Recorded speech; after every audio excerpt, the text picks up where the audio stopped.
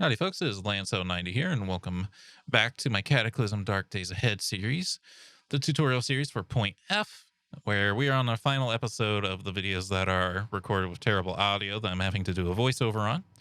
So, we're finally going to be done with this. It's such a waste of time. But hopefully it worked out. Trust me, you guys don't want this horrible audio. It's so bad. This is quicker and easier to digest anyway, I think. So, if anything, it's probably going to be better. But let's see. I'm just looking through our options to see what we got. I'm looking at the scabbards again to see if I can make the thing I need to carry my knife around in it. Sorting some stuff still. Checking that again. See if we have new armor options. We do have chitin armor now, but we talked about already. It took a long time to make the first one. This one actually go quicker now because I think we're better at like working with chitin.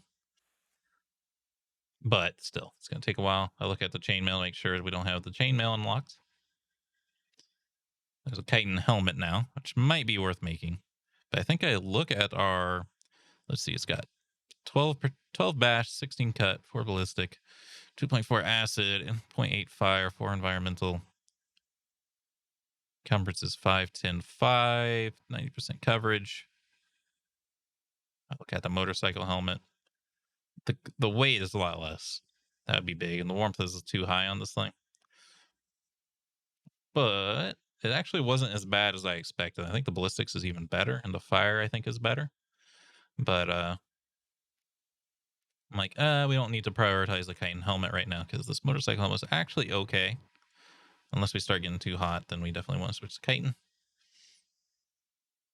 I look at the light survivor gloves. They're not very good though. We already have the iron greaves. I look at any tools we need to make. I think I see anything though. I look to see what we need for the iron shard quarterstaff, but we need the full forge set to make the iron shard quarterstaff. Let's see. My equipment was a little bit messed up, so I can switch back to my bow. Look at the bow dampening quid again. We need the super glue. I try to find out if we can make super glue here. I searched for it. We can't. Do some eating. And I start reading a book. I think I'm just trying to finish the day off because it's 7:30. I finish it off. Also, our NPC is learning with us if he doesn't know what the skill is that we're reading, which is kind of interesting. And it's nighttime. Sort our stuff, and I go to sleep. Wake back up. I light up a fire. I make some more deluxe scrambled eggs out of our bird eggs because they're going to go bad here not too much longer. They're down at the bottom. Nom nom nom. Consume a few other things to top us off. Put the fire out. Eat a few more things. And then I go back out to town. I think this is where we take our motorcycle out. Oh, so we actually go out early enough today to see a difference between the lighting. We normally don't see the lighting because we're zoomed in all the time. But I can see there's like really dark out here, and that's just our memory of what we see. This is all in the darkness.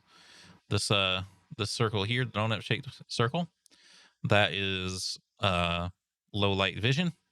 We can see in there, but only dimly. And then this is brightly lit like sunlight. And that's just because it's early morning. And that's kind of how that's represented. And that it grows as we move here. When you're zoomed out, you can see it better. And I go back over here. I think about trying to fight the zombies over here, but there's actually a lot of them in this backyard for some reason. So I decide against it. I'm like, why don't we... I grab my arrows. I forgot about them. At some point, I decide I need to grab this motorcycle. So finally, go back to the scooter. You press Shift 6 to grab it. Or to control it. It's the caret key. All right. I wish it passed me. I wish I could let past me explain this because it's going to be a lot to explain here. So this is our first real use of a vehicle. This green square indicates the direction the vehicle is going to move in. Or no, that just indicates where the front is. Obviously you can look here, but that helps you visualize it a little bit better. Or I guess it is the direction it's going. No, It's the front, but it also, like, if we turn a little bit, this sprite won't turn at all, but this will move, right? So it points in the right direction, but also tells you where you're going to go next.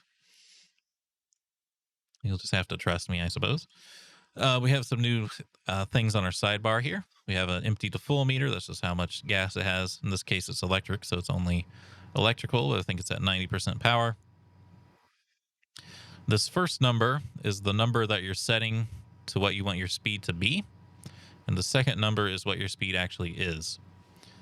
As we start up the vehicle here, to accelerate, we're going to press 8 on our numpad.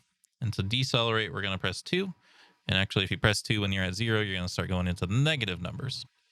But your car actually won't move. We can crank this all the way up to like 99 miles an hour, and it's not going to do anything because you have to press the 5 key to move, or left and right for 4 and 6.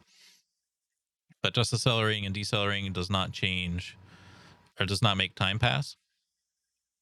So let's see. Wait for past me. See, he's dialing in to go backwards because we need to back up. There's a negative 12 there. I'm moving it up and down to explain what's going on. But we're not moving. But now that I press 5, now we're moving. We're going to move going at negative 11 miles per hour backwards.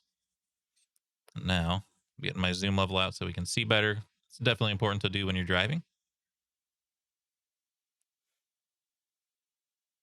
Waiting for him to back up. I don't know what he's explaining right now. So I start backing up. You'll notice that our character jumps like several tiles every time he moves. Also, our view is moving. As you're accelerating, your view moves in the direction you're accelerating, so you can kind of see what's coming up quicker. Better. Start backing up. I don't want to go too far, though, because the iBot is down here. And I rotate us with the 4 and 6 keys to get on track here. I back up until I'm at 0, and then I go back. I crank up forward momentum with 8, and we start moving forward. And now I'm going to let this play in real time a little bit because it's helpful. Every time we press 5, we're only letting 1 second go by, but we're going to move like several tiles each time we press 5. See? So we're incredibly fast. Even though we're only going 20 miles an hour, it's dramatically faster than walking. So I rotate up along this way because I'd rather clear out this side of town. To get off the vehicle, though, you have to wait till it stops. You have to reduce your speed to 0, and then you have to press 5 until you get to 0 miles an hour on this side. Because if this is still high and you let go of the controls and get off the vehicle, you're jumping out of a moving vehicle. And that'll hurt really bad. So you want to come to a complete stop first, and then you do the caret key, shift 6, and let go of the controls to get off. And then there's also lots of other options on the controls there. But we'll talk about those more when we get a bigger vehicle. So now I want to go down this way. I notice there's a mobile meth lab here. It's an RV that's been retrofit as a meth lab. They're actually a pretty good vehicle to make a mobile base out of. I prefer RVs because they have like kitchens and refrigerators and stuff in them. There's actually a lot more useful. The meth lab, though, is a good starting one. It's the same size. This is a zombie runner that's after us, so I kind of back up. Try to get him on this drain pipe to slow him down, but he actually just breaks it. And I try to get him on this bush, and I can't get him on the bush. So I just smash him. Sick and tired of him. I see a weird fish name in our sidebar. Fall fish. I'm like, what the hell is a fall fish? So I go look at it. It's nothing. It's just it's related to gar, but it's not as big and aggressive and stuff, so it's actually not a problem. I just didn't know what it was. Here's another newspaper page. Again, I'm not reading these again because I read them in game. But I'll leave it paused here for just a moment so you can look at that. Moving on. I go forward, kill some more zombies. I'm not bothering with my bow right now. I think I'm not doing it because the cockroach is pretty fast and the runner zombie's pretty fast. They're not easy to hit with the bow anyway. So I smoosh them. I go take a look at this mobile meth lab, and in the driver's seat is a pork pie hat. It's your Breaking Bad reference. And then there's the ingredients in here: energy drinks, aspirin, cough syrup, acetone and bleach, stuff like that. Syringe. So I get that, and then I press E on the vehicle to take a look at it and see what condition it's in. I want to see if I can drive it. It has gas and battery. It doesn't have a security system, which is good. It has controls, but it says it doesn't have enough wheels. So we can't drive it the way it is, but it's not too far off. It just needs new wheels. I'll break into this house. I find work gloves here. And we saw work gloves in our crafting menu a long time ago, but I wasn't sure about making them. For one, it was going to take a long time at the start of the game. But for two, it does have 20 encumbrance, which is pretty big. But the stats are pretty good. And I start thinking about it here. And I compare them to leather gloves. They're 3 times better. And the environmental protection is actually insanely good. We do have medical gloves on, so we don't necessarily need the environmental protection, maybe. And I'm like, is 20 encumbrance on our hands going to be that bad? So I look at what these are. Reloading movement point cost. That'll happen when we put an arrow in the bow, but other than that, it's not too bad. Dexterity doing throwing. We're not throwing things. Melee and throw attack movement point cost, so our attacks will go slower. Not too bad. It's only at +3 at 6. So it'll probably be at +10 once we have 20. That'd be my guess. Reduced gun aim speed. I'd probably apply to bows too, but also not something I'm super worried about. It's not that high of a number. So I'm like, oh, you know what? Let's put them on and we'll find out. Actually, here you go. So reloading is 30 points slower. Throwing items is 2 worse. Our movement point cost is 10 up for throwing and fighting. And the reduced gun aim speed is 4.2, which I think is acceptable. I grab some stuff. What was that? Tablet PC. This is a pretty good piece of equipment. This will allow us to read our SD cards and USB sticks and stuff like that we've been picking up over the time. I think dental floss is used for something, and I just left it here. I think it has a bunch of thread in it, actually. I should have grabbed that. I didn't grab it. I forgot about it. Grab some soap. Grab the basics. Out of the kitchen. I don't think we see much else here. As we get through the game more and more, houses are going to start being less and less valuable because houses always seem to have the same stuff in them mostly. They used to be a little bit more randomized. Like you could always find like some random goodies in houses, but now it's pretty consistent about what's in there. So I light a fire on accident. There's a fire extinguisher in there, which is funny.